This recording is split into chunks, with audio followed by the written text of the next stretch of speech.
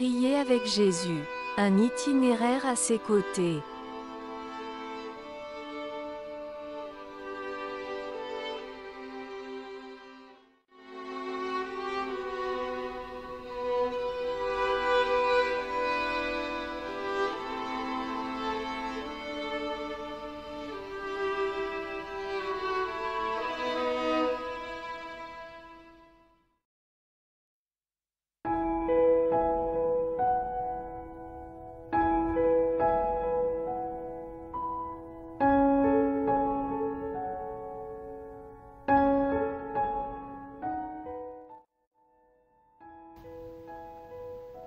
Chers amis, bonjour.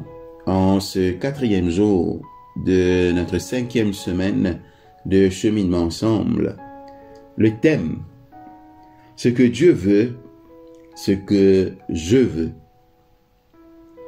En Luc chapitre 22, au verset 42, nous lisons, « Père, si tu voulais éloigner de moi cette coupe, toutefois, que ma volonté ne se fasse pas, mais la tienne. » C'est la volonté de Dieu. Combien de fois avez-vous entendu ces mots prononcés sur un ton solennel, ou les avez-vous dit à quelqu'un? C'est à l'occasion de drames inexplicables que cette formule est la plus usitée. Une catastrophe naturelle imprévue et imprévisible survient et surprend ses victimes prises au dépourvu. Un désastre humain engendré par la violence aveugle ou ciblée frappe des innocents. Un enfant meurt du sida. Une personne âgée est atteinte d'Alzheimer. Quand nous sommes incapables de fournir la moindre explication ou consolation, nous nous rabattons sur l'argument de la volonté de Dieu. Dieu remettra de l'ordre dans le chaos et montrera l'accomplissement de son dessein dans nos expériences. Nous nous sentons obligés de trouver une raison. N'est-ce pas vrai? La prière de Jésus dans le jardin de Gethsémani prend une autre direction. La quête de la volonté de Dieu n'est pas rétroactive, à la recherche de quelques explications satisfaisantes au malheur qui frappe le juste. Dans le jardin, la volonté de Dieu que Jésus recherche et à laquelle il se soumet concerne surtout ce qui est à venir. Père, si tu voulais éloigner. On entend aujourd'hui d'étranges conversations dans certains milieux chrétiens. Dieu connaît-il toute action future et par conséquent la décide-t-il ou le libre arbitre de l'homme permet-il certaines latitudes dans ce qui pourrait se produire? Les défenseurs du théisme ouvert pensent que Dieu laisse dans une certaine mesure l'homme façonner l'avenir par ses décisions.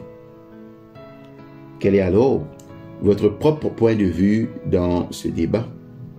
Ce qui est encore plus important est de savoir en quoi votre compréhension influe sur votre façon de vivre en obéissance à la volonté de Dieu ou sur votre prière en vue de son discernement.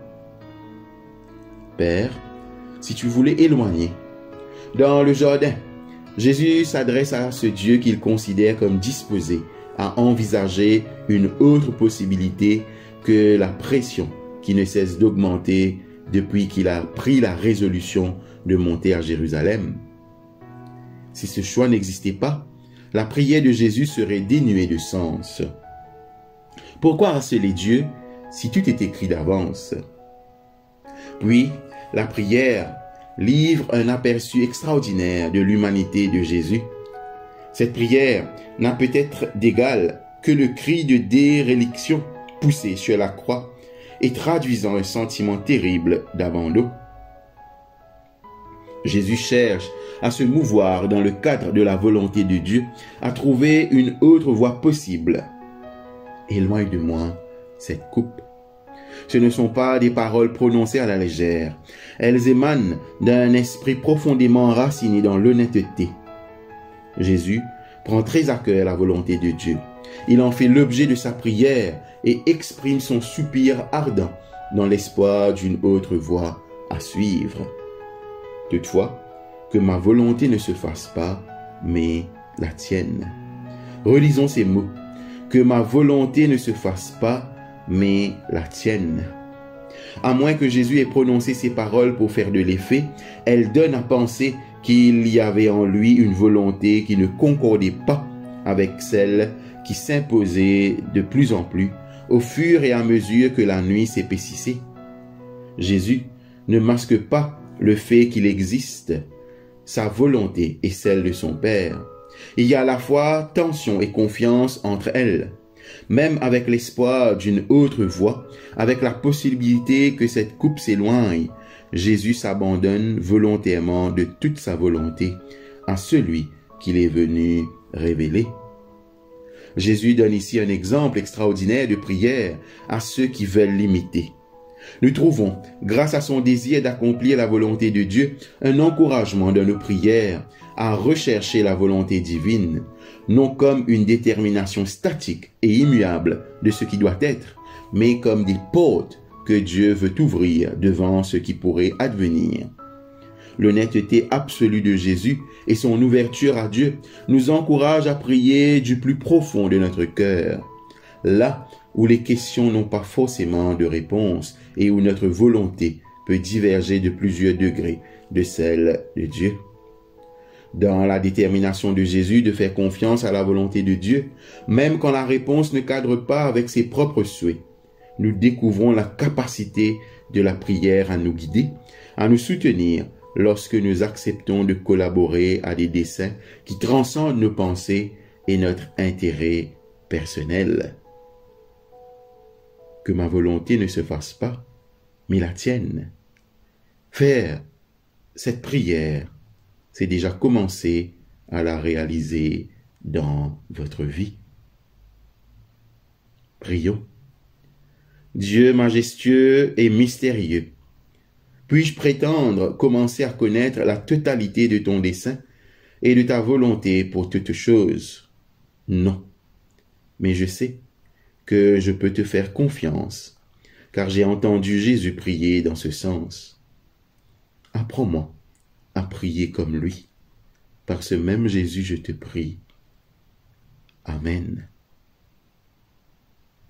Votre exercice spirituel pour ce matin. Notez dans votre journal une expérience dans laquelle Dieu a révélé ou accompli sa volonté d'une manière qui vous a troublé. Qu'est-ce qui vous a perturbé? En quoi cette compréhension de la volonté divine est-elle maintenant différente d'avant? En quoi ce progrès dans la compréhension a-t-il influencé votre vie de prière ou a été influencé par elle? Faites vôtre les paroles de Jésus rapportées dans Luc, chapitre 22, au verset 42. Quelle coupe auriez-vous aimé voir s'éloigner? Priez de nouveau les paroles de Jésus en désignant votre coupe. Puis, observez un temps de silence avant de poursuivre votre prière par les mots « Que ma volonté ne se fasse pas, mais la tienne ». Appropriez-vous ces paroles.